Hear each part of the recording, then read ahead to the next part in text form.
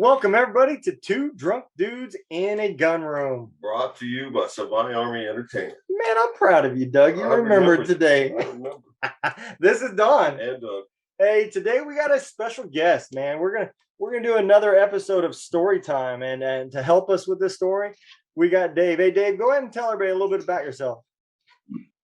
Well, I'm Dave Spooner, and I was stationed with Doug there in Stewart in the early 2000s, and went to the first invasion of Iraq in 03 with him. And then after that, I left Stewart and went to Korea, and we stayed in touch, but we were never stationed together again. And I retired from the Army back in early 2009. Okay. Right when I got back to Stewart, you and Remick both retired. Yeah. Yeah. Did you retire out of Stewart? Yes. Where you at now? Right now we're in Bethlehem, Georgia. Really? Oh, you went back to Georgia? I thought you were up north somewhere. I was. I retired, and I went to work for a underground mining equipment company called Bucyrus. Okay. Backstory on them is they built most of the steam shovels that did the Panama Canal. And then I went to work for them in 2009, and then 2012, Caterpillar bought us. And then and we were living in Kannapolis, North Carolina then. And then in 15, they asked me to move up to the Pittsburgh area to be closer to the plant. So I did. And 2 years later, they closed the plant. Damn. Yeah. So I did some consulting work for a group in India building mining machines, and did that for 2 years until COVID hit. And then in summer of last year, I got a job offer for Hyundai construction equipment in Georgia. So here I am. Okay. All right. That when you were traveling a lot with that one company for, I think that's when me and you picked up our conversations more. Yep. And I think that was around my retirement time as well. It was. Yeah.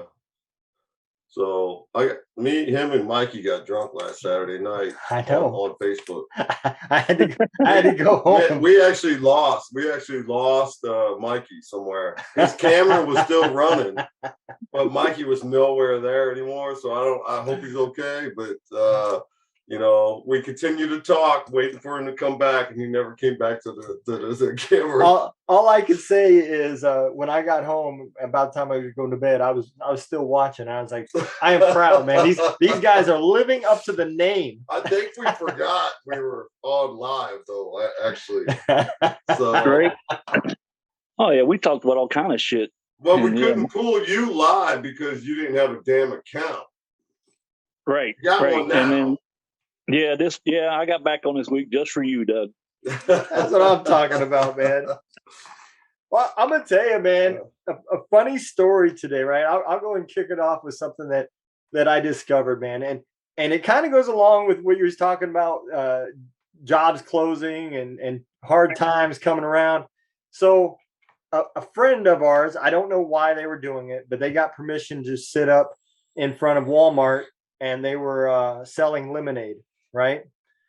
Okay. I guess they had the kids doing it, and they were just kind of there helping them. I don't know what the reason for it was, but a guy walks up and asks for a cup of lemonade, and our friend turns around to go ahead and start making it for him, and he snatches the kids' money bag and takes off running.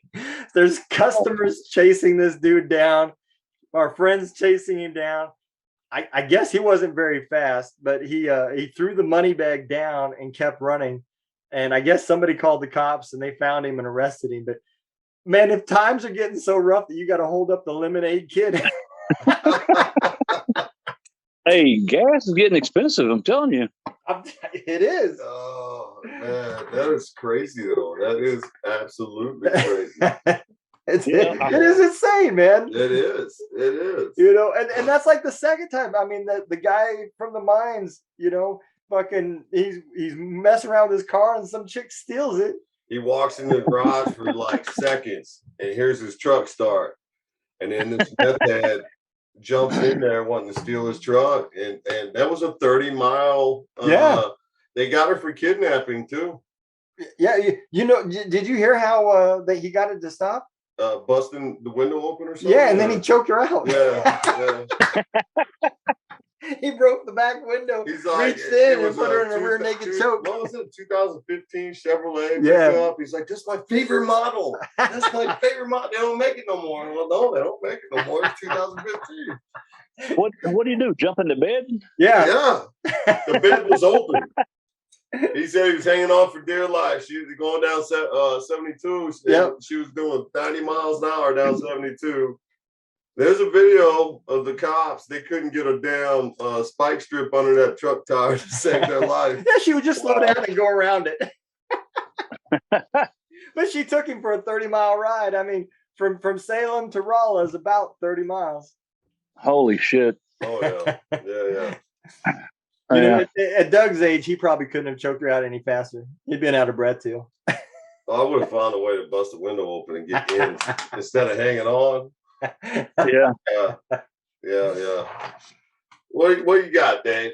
Yeah, I know you got a damn story. Especially being in Korea. Well, Korea or initial invasion story. Yeah. Oh, initial invasion. Well, there's a lot of funny ones. You know, I guess the first one kicked off as soon as we crossed the berm. You know, being the maintenance team chief, had the Humvee contact truck, right? And Beer brought my driver. Beer brought at that time, these big, tall, lanky, skinny kid. Still is. Well, not a kid